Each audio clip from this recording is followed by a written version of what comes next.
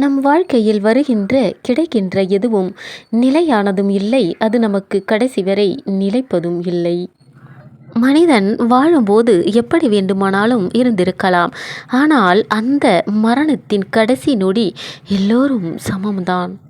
முட்டாளாக இருக்கலாம், புத்திசாலியாக இருக்கலாம், வறுமையாக இருக்கலாம், வசதியாக இருக்கலாம், அதிகாரம் உள்ளவனாக இருக்கலாம், அடிமைத்தனத்தில் இருக்கலாம்.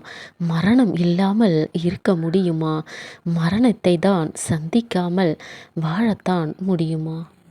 போட்டி போட்டு வாழும் மனிதர்களிடையே வரட்டு பிடிவாதம், வரட்டு கௌரவம், வீண் பந்தா, திமிரு, தினாவிட்டு எல்லாமே அந்த மரணத்தின் வாசல் வரைதான்.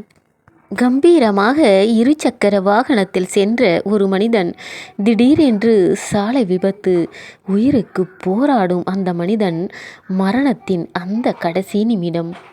அவன் எதை எதிர்பார்ப்பான், எதை கேட்பான்? அவனுக்கு அப்பொழுது எதுவும் பெரிதாக தெரியாது. மரண பயம் மட்டுமே அவன் முகத்தில் தெரியும். ஒரு மனிதன் நோய்வாய்ப்பட்டு உயிருக்கு போராடும் நிலையில் அவன் கண்களில் ஒரு ஏக்கம் தெரியும். அந்த நேரத்தில் அவன் அடுத்தவன் பணத்தை பார்த்து பொறாமைப்பட மாட்டான். அந்த நொடி அடுத்தவனுடைய ஆரோக்கியத்தை பார்த்து பொறாமைப்படுவான். அவன் ஏழையாக கூட இருக்கலாம். ஒரு மனிதனுக்கு எது தெரியுமா சந்தோஷம்? நோயற்ற வாழ்வே குறைவற்ற செல்வம்.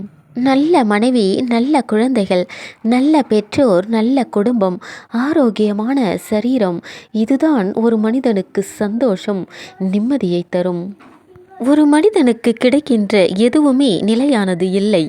மரணம் மட்டுமே ஒவ்வொரு மனிதனுக்கும் நிலையானது. ஒவ்வொரு மனிதனும் மரணத்தின் கடைசி நொடியை சந்திக்க வேண்டும். அந்த நொடியை நாம் எப்படி எடுத்துக்கொள்வோம்?